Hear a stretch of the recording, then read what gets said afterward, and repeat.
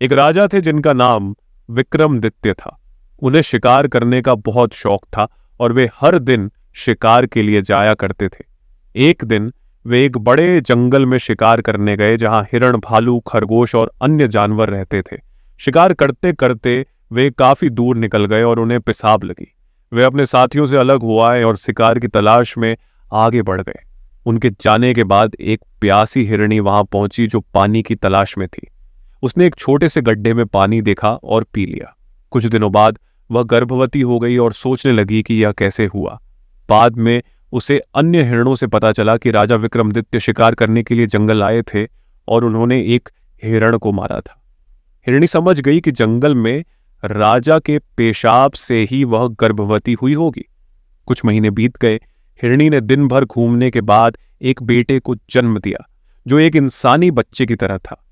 वह बच्चा बहुत सुंदर था। हिरणी ने उसे एक बड़े पेड़ की जड़ों में छिपा दिया और समय समय पर उसे दूध पिलाने लगी। वह हिरण का बच्चा अपनी मां का दूध पीते पीते बड़ा हो गया। अब वह चलने फिरने और बोलने बतियाने लगा। यह देखकर हिरणी को चिंता हुई कि मैं इस बच्चे को कैसे पालूं। सिर्फ दूध पीकर यह जीवित नहीं रह सकता और क्या पता दूसरे हिरण इसे अपने साथ रखेंगे या नहीं। इसे छिपाना भी मुश्किल हो रहा है। कुछ और दिन बीतने के बाद एक रात वह एक गांव के बाहर घूमने गई।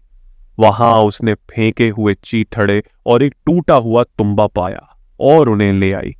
उसने अपने बेटे से कहा, बेटा, अब तुम बड़े हो गए हो। मेरा दूध पीकर तुम जीवित नहीं रह सकते। तुम इंसानी बच्चे हो, औरों से अलग हो, इसलिए तुम्हें जंगल में रहना ठीक नहीं है। तुम ये चीथड़े पहनो और ये तुम्बा लेकर इंसानों के गांव में जाओ और दरवाजा दरवाजा जाके भीख मांगो। जो मिले उसी से गुजारा करना।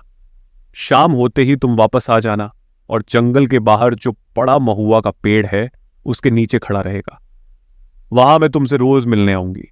बच्चा बोला, ठीक है मां, मैं वैसा ही करूंगा। अब मैं बड़ा हो गया हूं, मैं कब तक दूध पीकर रहूंगा, लेकिन मैं कैसे भीख मांगू? क्या लोग मुझे भीख देंगे? हिरणी ने कहा, सुनो, मैं तुम्हें एक गीत सिखाती हूं। इसे दरवाजा के पास जाके गाना, लोग तुम्हें भीख देंगे। मां मेरे जंगल की हिरणी, बाबा मेरे विक्रमादित्य राजा, भीख दो मां बहनों, भीख दो मां बहनों। और एक बात बेटा, तुम पूरब, पश्चिम और उत्तर की ओर के गांवों में तो जाना, लेकिन दक्षिण की ओर मत जाना। बच्चा जवाब देता है, ठीक है मां, मैं वैसा ही करूंगा। तुम मेरी चिंता मत करो। मैं रोज शाम को उस महुआ के पेड़ के पास तुम्हारा इंतजार करूंगा। तब बच्चे ने वो फटे कपड़े पहने और एक तरफ से बांधकर पहन लिए। उसने तुम्बा को अपने कंधे पर टांग लिया। एक पतली सी लकड़ी को तोड़कर उसने एक छड़ी बनाई और भीख मांगने निकल पड़ा।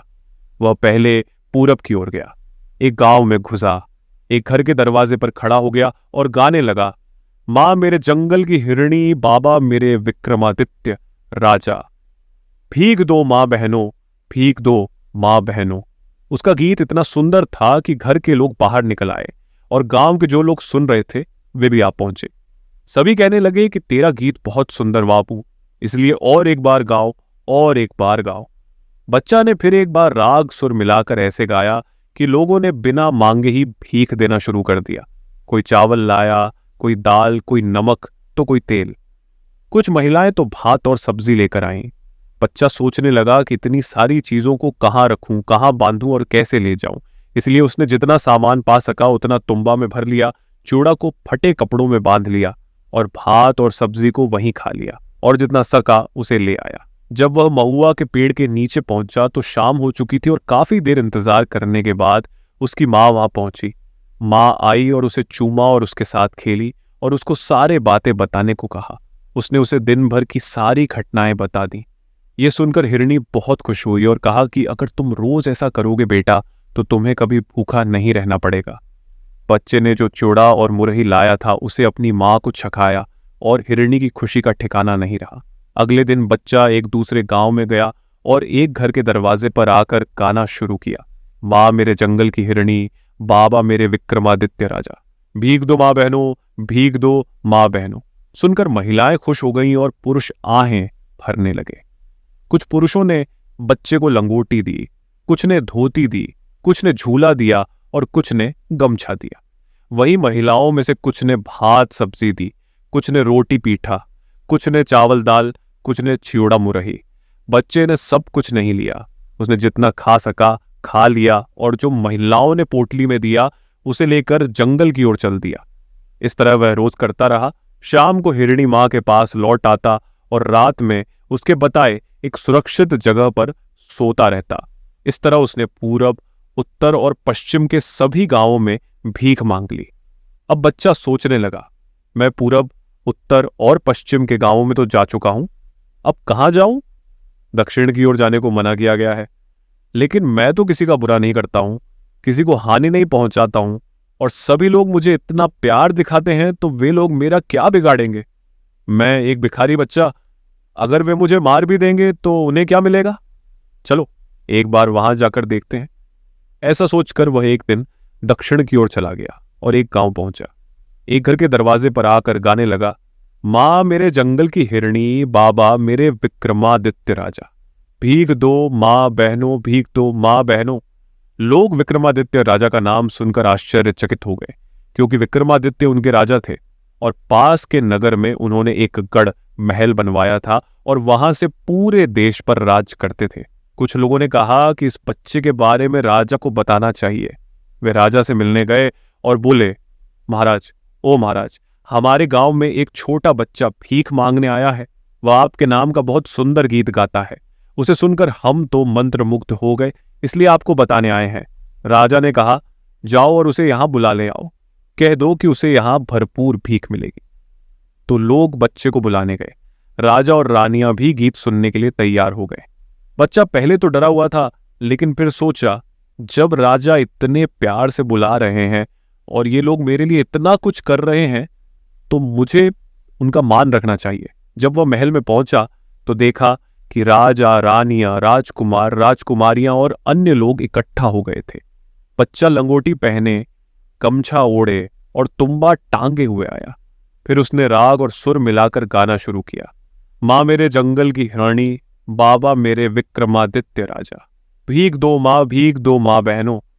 सभी चुपचाप सुन रहे थे। रानियां आंसू पोंछ रही थीं और सभी कहने लगे, बेटा और एक बार गाओ, और एक बार गाओ। बच्चे ने फिर एक बार गाया और तीसरी बार भी गाया, जिससे सभी बहुत खुश हो गए और गायक बच्चे को खाने पीने और पहनने की चीजें देने लगे। गीत का अर्थ सोचकर सुनने वालों को आश्चर्य हुआ, लेकिन बच्चे ने राजा के सामने कोई सवाल नहीं किया। राजा ने सभी को वहां से भेज दिया और खुद बच्चे से पूछताछ करने लगे, तुम कहाँ के हो? तुम्हारी मां कौन है? तुम्हारे पिता कौन है? कहाँ रहते हो? क्या करते हो? बच्चे ने जवाब दिया, महाराज, मैं सिर्फ इतना जानता हूं कि एक हिरणी ने मुझे मां की तरह दूध पिलाकर बड़ा किया। मैं जंगल में रहता हूं और गांवों में भीख मांगकर जीवन यापन करता हूं। मेरी मां हिरणी ने मुझे यह गीत सिखाया। इस गीत का क्या अर्थ है, यह भी मैं नहीं समझता। राजा सोचने लगे, ये बच्चा रंग रूप में अन्य राजकुमारों की तरह ही है। इसकी प्रतिभा और सुर भी उन्हीं की तरह है। किसी का बेटा हो, मैं इसे पालूंगा और देखूंगा कि यह कैसा इंसान बनता है। राजा ने बच्चे से कहा, बेटा, आज से तुम्हें और भीख मांगने की जरूरत नहीं है। तुम इस महल में मेरे साथ रहो, राजकुमारों की तरह कपड़े पहनो, उनके साथ खाओ पियो और खेलो। फिर राजा ने नौकरों को हुक्म दिया कि इस बच्चे को अच्छे से नहलाओ, सुंदर सुंदर कपड़े और गहने पहनाओ। अब बच्चा महल में सुख से रहने लगा और राजकुमारों के साथ खाने और खेलने लगा। लेकिन रानियां मन ही मन ईर्ष्या करने लगीं और जलने लगीं। उन्होंने आपस में विचार किया, राजा ने दूसरी पत्नी कहीं रखा होगा, ये बच्चा उसी का होगा। भला राजा इसे हमारे बच्चों के साथ मिलाकर क्यों रखेंगे? कौन जाने, किसी दिन यह अपनी राजगद्दी और राज्य छोड़ देगा उसके लिए। तब हमारे और हमारे बच्चों की कुत्तों और बिल्लियों की तरह हालत हो जाएगी। इसलिए इसे कोई दोष लगाकर मार डालना चाहिए। उस दिन से वे बच्चे में कोई दोष खोजने लगे, लेकिन कोई दोष नहीं मिला। एक दिन राजा के बच्चे गुलेल बांधकर खेल रहे थे। उसी समय सभी रानियां तालाब से नहाकर आ रही थीं। उसी समय हिरणी के बेटे की बारी थी गुलेल चलाने की। उसने गुलेल चलाई तो बड़ी रानी झूठ मूठ चिल्लाई और गिरकर कहने लगी, हाय दैया, हाय बाबा, मेरी बांह टूट गई। इस बच्चे ने गुलेल से मारा और मेरी बांह तोड़ दी। हाय, अब मैं नहीं बचूंगी। वह लंगड़ाते हुए महल में आई। आते आते उसने खटिया पटियां ले ली। वह खटिया पर बिछावन बना के सो गई। राजा को दिखाने के लिए वह दर्द के मारे इधर उधर उलटते पलटते और कराहते हुए बोला, हाय दैया, मैं अब नहीं बचूंगा, हाय, उस लड़के ने मेरी जान ले ली। जब राजा आए तो रानी की ऐसी दशा देखकर घबराकर पूछा, क्या हुआ रानी, क्या हुआ? वह कराते हुए बोली, हाय दैया, अब मैं नहीं बचूंगी, हाय, मेरा कमर टूट गया। राजा ने पूछा, क्या हुआ, कैसे तुम्हारा कमर टूट गया? रानी इधर उधर तड़पते हुए और कराहते हुए बोली, अब मैं मर ही जाऊंगी। राजा बोले, नहीं रानी, मैं तुम्हें मरने नहीं दूंगा, बताओ क्या हुआ, तब मैं कोई उपाय करूंगा। रानी बोली, वह मुंहफट लड़का जिसे आपने कहीं से उठा लाया था, उसी ने मुझे गुलेल से मुझे मारा, उसी ने मेरे कमर में गहरी चोट पहुंचाई जिससे मेरा कमर टूट गया। हाय दैया, आज मैं नहीं बचूंगी। राजा बोले, अच्छा, मैं वैद्य को बुलाता हूं। रानी बोली, वैद्य को क्या मेरा टूटा हुआ कमर दिखाने? यह तो आपकी गलती है, मेरी लाज शर्म का तो कोई ख्याल ही नहीं। राजा बोले, तो आप ही सही फैसला करें, बताओ क्या करने से आपको अच्छा लगेगा, जो आप कहेंगी वही मैं करूंगा। रानी बोली कि उसे एक सपना आया था जिसमें झीलो देवी सपना में बताया कि खून लगाकर कमर पर लेप लगाने से वह ठीक हो जाएगी। जिसने मेरा कमर तोड़ा है उसे काट कर उसका खून मुझे लगाओ, तभी मैं ठक हो जाऊंगी। राजा सुनकर सन्न रह गए। वे गहरी सोच में पड़ गए, लेकिन उन्होंने वचन दिया था। अंत में उन्होंने कहा, अच्छा रानी, मैं इस बारे में सोचता हूं, मैं उस लड़के को काटने और उसका खून लाने जा रहा हूं। राजा जाते हुए सोचने लगे, इसमें कुछ तो गड़बड़ है, मैं उस लड़के को कहीं छिपा दूंगा और एक कुत्ते को काटकर उसका खून लाऊंगा। रानी को कैसे पता चलेगा कि यह कुत्ते का खून है? इसलिए वह 2 सिपाहियों को बुलाकर हिरणी के बच्चे को जेल में ले जाने का हुक्म दिया। उसने एक दूसरे सिपाही को किसी कुत्ते को काटकर उसका खून लाने के लिए भेजा। सिपाही तुरंत एक कुत्ते को काटकर उसका खून ले आया और राजा ने उसे एक लोटे में डालकर रानी के पास पहुंचाया। रानी राजा के आने से पहले रोने का नाटक कर रही थी और बकवास कर रही थी। राजा ने आकर कहा, हे रानी, मैं उस लड़के का खून ले आया हूं, इसे लगा लो। लौटे से राजा के सामने खून डाला गया और उसने थोड़ा खून लेकर लगाना शुरू किया। तभी रानी अचानक उठी और बोली, मैं ठीक हो गई, अब एक भी दर्द नहीं है, बिल्कुल ठीक हो गई। लड़के के खून ने तुरंत असर किया। राजा चले गए और दूसरी छोटी रानियां आकर बोली, दीदी, आपने अच्छा उपाय किया, अब हमारी जान भी वापस आ गई। उस भिखारी लड़के को देखकर हमारा भी खून खौल उठता था, अच्छा हुआ, अब जान वापस आ गई। हिरणी अपने बच्चे को कई दिनों से न देखकर बहुत बेचैन हो उठी। उसके मन में चैन नहीं था। वह रात रात भर पूरब जाती, पश्चिम जाती, उत्तर जाती, कहीं भी उसके बच्चे का पता नहीं चला। इसलिए वह सोचने लगी, हाय, क्या हो गया, कहीं मेरा बच्चा दक्षिण की ओर तो नहीं चला गया? क्योंकि जो गीत मैंने उसे सिखाया था उसमें विक्रमादित्य राजा का जिक्र था। इसलिए एक रात वह सींग में दिया बांधकर और मुंह में खाने की चीजें थाली में सजाकर अपने बच्चे की खोज में निकल पड़ी। संयोग से वह शहर के बाहर जेल के पास पहुंची और बच्चे को पुकारने लगी, कहाँ हो बेटा, क्या हुआ रे, किस कारण से बेटा तुम नहीं लौटे रे? तब बच्चे ने सुना तो बोला, यहां मां, यहां जेल में रे, बिना कारण यहां बंधा हूं। हिरणी ने आवाज सुनी और पहचान कर रोने लगी। ढंग से पाला था तुम्हें पुत्र, मूसलाधार बारिश में बढ़ा गया रे, किसने तुम्हें बंधक बना दिया? हिरणी के बच्चे ने जेल के अंदर से जवाब दिया, मौसी मां ने हमें यहां फंसा दिया, बाबा ने आकर जेल में बंधवा दिया। हिरणी जेल पहुंची और जेल के दरवाजे पर इतनी जोर से टक्कर मारी कि दरवाजा खुल गया। फिर वह अपने बच्चे के पास पहुंची, बेटा बेटा कहकर रोने लगी, उसे चूमा और खाने की चीजें उसके सामने रख दी। बच्चे ने अपनी बीती हुई बातें बताईं। हिरणी ने उसे दिलासा देते हुए कहा, मैं रोज तुम्हारे लिए आऊंगी, धैर्य रखो। और वह चली गई। जिस रास्ते से हिरणी आई थी उसी रास्ते पर एक अहीर ने रात को अपने जानवरों को बांधा था।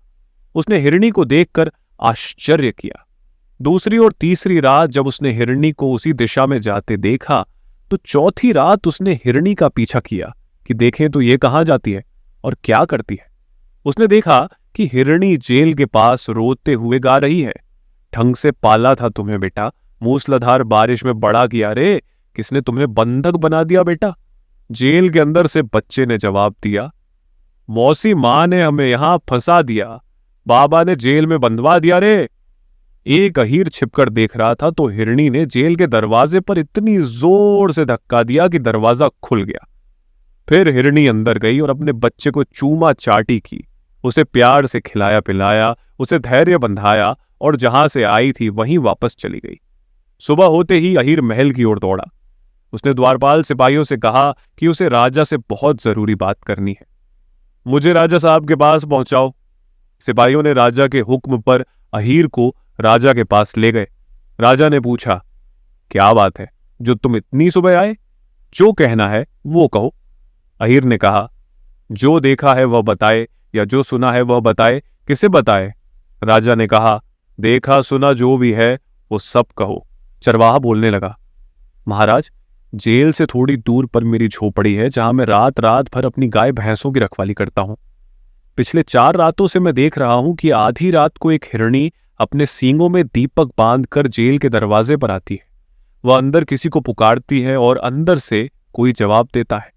फिर हिरणी दरवाजे को धक्का देकर खोलती है और अंदर जाकर एक बच्चे को चूमती चाटती है, उसे खिलाती पिलाती है और फिर वहीं से चली जाती है। राजा ने पूछा, क्या तुम सच कह रहे हो? अगर तुम झूठ बोल रहे हो तो इसकी क्या सजा होगी? चरवाहा ने कहा, महाराज, मैं कसम खाता हूं कि मेरी बात बिल्कुल सच है। अगर मैं झूठ बोल रहा हूं तो मेरी आंखें निकाल देना या मुझे फांसी दे देना। राजा ने कहा, अच्छा, तो आज रात मैं तुम्हारी झोपड़ी में सोने जाऊंगा और हिरणी का पीछा करूंगा। चरवाहा ने जवाब दिया, महाराज, आप जो कहते हैं वही होगा, लेकिन इस बात को अभी किसी को न बताएं। रात को राजा महल से चुपचाप निकले और चरवाहे की झोपड़ी में सोने चले गए। आधी रात को राजा ने किसी की सिसकी सुनी और उठकर बैठ गए तो देखा कि एक हिरणी चरवाहे के बताए अनुसार दीपक लेकर और खाने की थाली सजाकर आ रही है। वे उसका पीछा करने लगे। हिरणी जेल के दरवाजे तक पहुंची और रोते हुए गा रही थी, ढंग से पाला था तुम्हें बेटा, मूसलधार बारिश में बड़ा किया रे, किसने तुम्हें बंधक बना दिया बेटा? अब जेल में बंद बेटा ने जवाब दिया, मौसी मां ने हमें यहां फंसा दिया, बाबा ने जेल में बंधवा दिया रे। ये सुन के हिरणी दरवाजे पर एक लात मारती और दरवाजा खुल जाता है। हिरणी बच्चे को चूमा, उससे प्यार किया और उसे खाना और पानी दिया। हिरणी जब जेल के दरवाजे से निकलती है, लेकिन तभी राजा उसे झपट्टा मारकर पकड़ लेता है। उसके बाद हिरणी एक सुंदर रानी में परिवर्तित हो जाती है और बोली, छी छी, कौन मुझे छू रहा है? तुम मुझे छोड़ दो। राजा बोले, मुझे माफ करो, मैं तुम्हें नहीं छोड़ूंगा, नहीं जाने दूंगा जब तक तुम नहीं बताती कि तुम कौन हो। तुम कैसे हिरणी बनी और अब एक सुंदर रानी में कैसे बदल गई? हिरणी ने कहा, कहानी बहुत लंबी है, मैं संक्षेप में बताती हूं। मैं देवताओं की अप्सरा मेनका हूं। एक दिन आर्षि विश्वामित्र किसी काम से इंद्र के पास आए थे। उनकी वेशभूषा देखकर मैं अपनी हंसी नहीं रोक सकी। इससे अर्ष क्रोधित हो गए और मुझे शाप दे दिया, तुम्हें अपनी जवानी और सुंदरता पर घमंड हो गया है, जा भूमि पर हिरणी हो जा और कष्ट सहन कर। मैंने गिड़गिड़ाकर क्षमा मांगी और उनके चरण पकड़े में माफी मांगने लगी। तब उन्होंने कहा, तुम हिरणी बनोगी, लेकिन एक राजा के द्वारा तुम्हारा जन्म होगा और जब राजा तुम्हें छुएगा तो तुम अपने असली रूप में आ जाओगी। यही मेरी कहानी है, अब मुझे जाने दो। राजा ने कहा, क्या अब मैं तुम्हें जाने दूंगा? आओ मेरे साथ महल में। रानी ने कहा, आपने मेरे बच्चे को इतनी कष्ट दी जिससे मुझे बहुत दुख हुआ, इसलिए मैं आपके महल में नहीं जाऊंगी। वहां आपकी अन्य रानियां हैं, क्या वे हमें मां बेटे को देख के सह पाएंगे? राजा ने कहा, मैं इसका प्रबंध करूंगा कि किसी भी प्रकार का कष्ट तुम दोनों को न हो। हिरणी रानी ने कहा, तो जब तक आप हमें आदर और सम्मान के साथ अपने महल में नहीं ले जाते तब तक हमें यहीं रहने दें। जिस दिन आप हमारे सुख के लिए इंतजाम करोगे, महल से यहां तक एक एक कदम पर सिंदूर बिछाओगे और हमें आदर के साथ ले जाकर महल में रखोगे, उसी दिन मैं महल में आऊंगी। राजा ने कहा, ठीक है, मैं ऐसा ही करूंगा। इसके बाद हिरणी रानी और उनके बेटे के लिए जेल में रहने का पूरा इंतजाम कर दिया गया और राजा महल वापस लौट आए। सुबह होते ही राजा ने नौकर चाकरों को हुक्म दिया, एक नया कुआं खोदो। हुक्म मिलते ही नौकर चाकर कुआं खोदने लग गए और दूसरे दिन तक कुआं वो तैयार हो गया। राजा ने रानियों से कहा, कल सुबह नए कुआओं का चुमान पूजा होगा, आप सब तैयार हो जाओ। रानियों ने पूछा, हम नहीं जानते कि कुआओं का चुमान कैसे होता है। राजा ने बताया, चुमान के लिए यह विधान है, फूटी हुई थाली, लहंगा और ऊपर से साड़ी। फिर उन्होंने कहा, आप सब एक एक फूटी थाली लें और उसे फूल पत्तियों और दिए से सजाएं। लहंगा के ऊपर साड़ी पहनकर कुआओं के पास कतार में खड़ी हों। जब पंडित जी हुक्म दें तब घुटनों के बल बैठकर कुआओं का चुमान करें। तीसरा दिन आया, कुआं चुमान की सारी तैयारी हो गई। राजा ने नौकर चाकरों को बता दिया कि किसे क्या करना है। रानियां सजी हुई थालियां लिए और दिए जलाए गाते हुए आईं। बाजा भी बज रहा था। रानियां कुआं के पास कतार में खड़ी हो गईं। पंडित महाराज ने पूजा की, विधि पूरी की और हुक्म दिया कि रानियां एक साथ घुटनों के बल बैठकर पूजा करें और कुआओं का चुमान दें। रानियां जैसे ही घुटनों के बल बैठकर कुआओं के करीब गईं, राजा के नौकर चाकर रानियों को कुएं के गड्ढे में धकेल दिए। सब रानियां कुआं में गिर पड़ीं और उन्हें मिट्टी से ढक दिया। फिर राजा ने हुक्म दिया कि जेल से महल तक हर कदम पर सिंदूर छिटका जाए। ये काम भी राजा के कहने अनुसार हो गया। इसके बाद राजा बाजा गाजा सहित जेल में गए और बाजा गाजा के साथ हिरणी रानी और उसके बेटे को महल में लाकर सुख से रहने लगे।